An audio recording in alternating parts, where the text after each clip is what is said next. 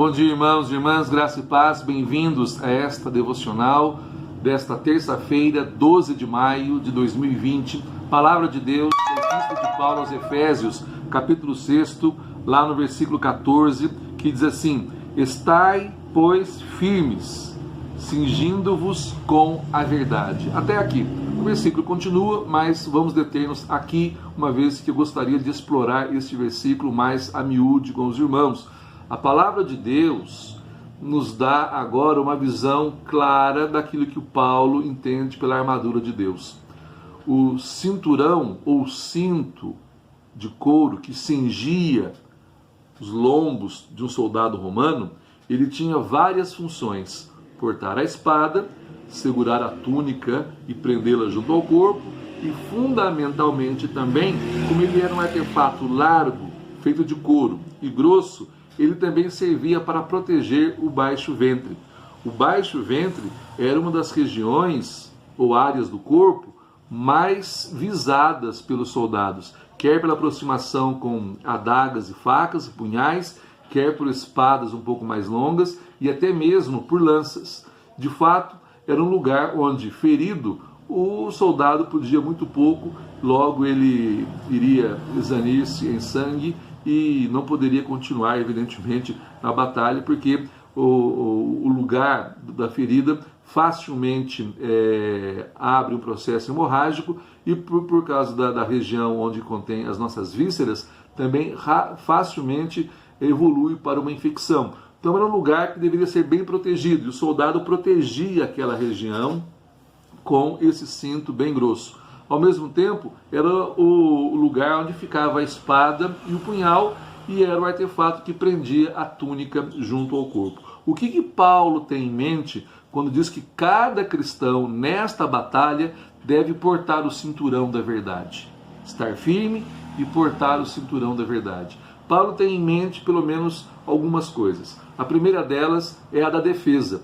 Nós precisamos nos defender com o Evangelho das insidiosas falácias desse mundo e os seus silogismos e os seus sofismas que, pretendendo passar-se por sabedoria, querem muitas vezes embaraçar a mente dos cristãos, confundi-los, fazer com que nós percamos o senso da verdade do Evangelho, a firmeza nas coisas de Deus, e venhamos a fazer algumas concessões fatais em relação à moral, à ética e aos costumes deste mundo. Portanto, os golpes baixos que a cultura popular, os golpes baixos que a vã filosofia, os golpes baixos que os pretensos e pseudos intelectuais desta era caída entendem colocar como a norma de vida agradável ao homem, a forma de vida que satisfaz aos anseios e aos desejos do homem, por serem culturalmente não só admitidos, mas culturalmente até exigidos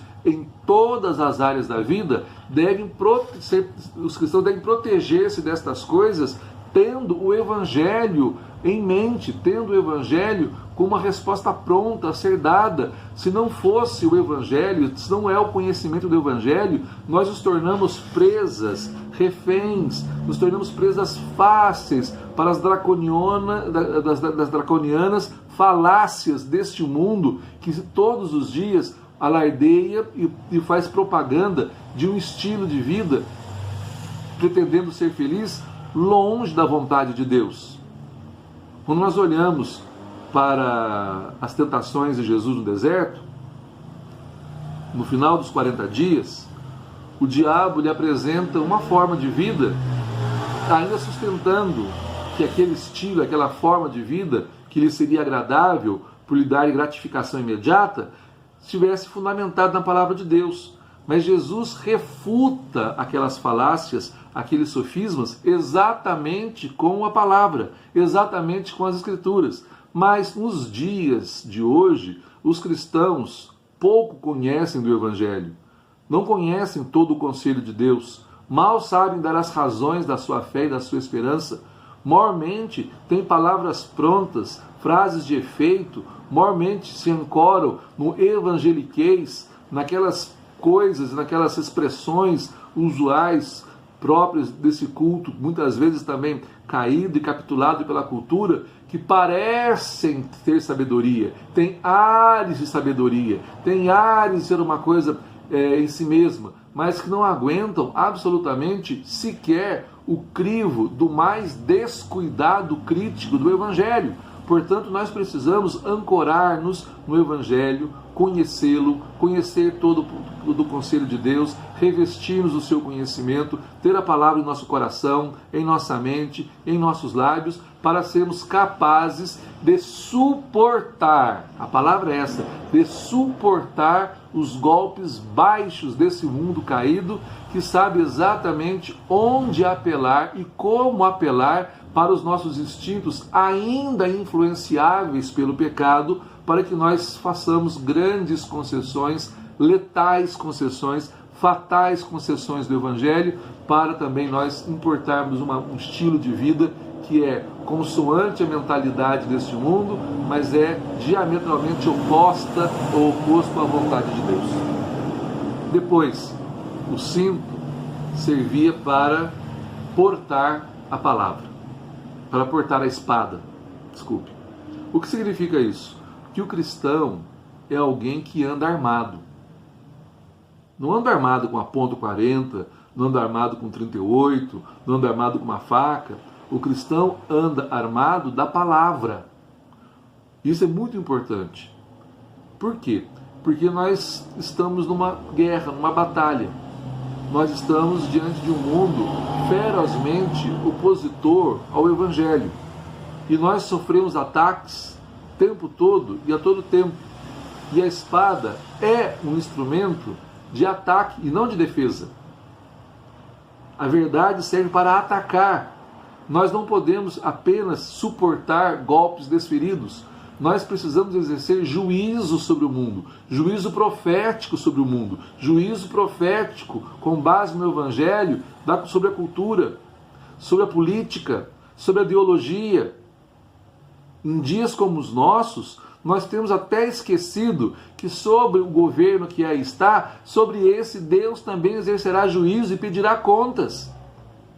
Nós não podemos simplesmente messianizar todas as coisas, idealizar todas as coisas, achar porque um grupo de cristãos ou de evangélicos de alguma maneira tem alguma influência no governo que estamos nos melhores do mundo, os mundos ou bem encaminhados. Não, todos os homens sofrerão juízo e os cristãos julgarão os anjos, pois desde agora é nosso dever atacar toda injustiça, toda mentira, toda insinceridade, toda falsidade que está aí, de qualquer natureza, de qualquer homem, em qualquer lugar, sob qualquer circunstância.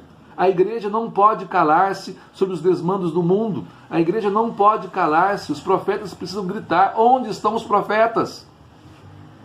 E nós precisamos denunciar toda sorte de injustiça, de mentira, de pecado, de formas de vidas equivocadas que, tentando agradar ao homem, ofendem e desagradam a Deus.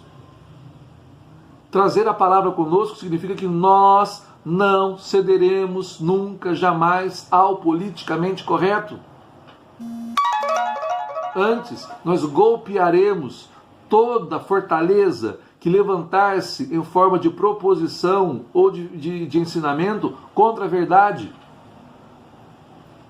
Não negociaremos e não cederemos um milímetro do Evangelho. Depois, irmãos, como eu disse, o cinto prendia a túnica junto ao corpo, de modo que o soldado tivesse mobilidade para esquivar-se, para defender, para atacar, para correr. Há um outro texto bíblico que diz que, despindo-nos das coisas que nos embaraçam, nós corremos o certame que nos é proposto. Naquela figura, o apóstolo, o escritor bíblico, tem em mente os jogos da época em que os corredores, os atletas, corriam nus, porque as túnicas o impediam, embaraçavam, podiam tropeçar e cair. Aqui, numa símile, numa imagem muito parecida, o apóstolo está falando de uma túnica que não pode embaraçar, que não pode impedir o movimento, que não pode impedir os avanços, que não pode impedir as esquivas, que não pode impedir a dinâmica e a progressão do caminhar cristão. Quando nós estamos cingidos com a verdade, nada nos embaraça, nada nos prende, nada nos detém, nada nos confunde, nada nos faz equivocar o juízo ou pensamento ou tomar decisões de afogadilho ou no tropeço. Portando esse cinto, nós temos capacidade de esquivar-nos, de evitar as más companhias, de esquivar-nos, de fazer aquela aliança que eu disse há pouco tempo com os nossos olhos, para não descansá-los na pornografia, naquilo que é a vil da dignidade humana.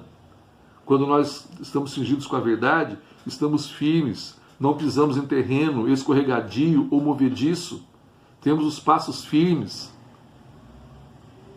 temos condições de nos mover no meio da batalha de maneira tal que não sejamos surpreendidos por golpes, outros que venham a ferir-nos e ferir de morte. Portanto, irmãos, o convite para esta manhã, o convite nesta devocional é tomar conosco a verdade do Evangelho, estar cingidos e prontos, preparados, a portar a palavra de Deus e a desferi-la e a usá-la em toda e qualquer circunstância, a saber contra-argumentar com base no Evangelho contra as falaciosas mentiras deste mundo que nos propõem uma felicidade sem Deus, ou que nos propõem um caminho de paz, fazendo a manutenção ainda do pecado.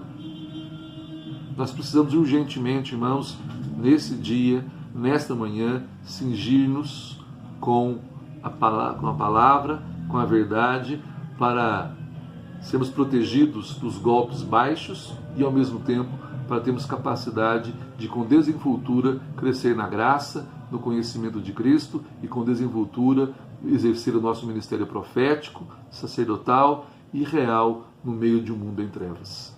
Irmãos, prontos para a batalha, cinjamos-nos todos e cada um de nós com este cinturão da verdade, para que tenhamos capacidade de resistir no dia mau. E que Deus muito te abençoe.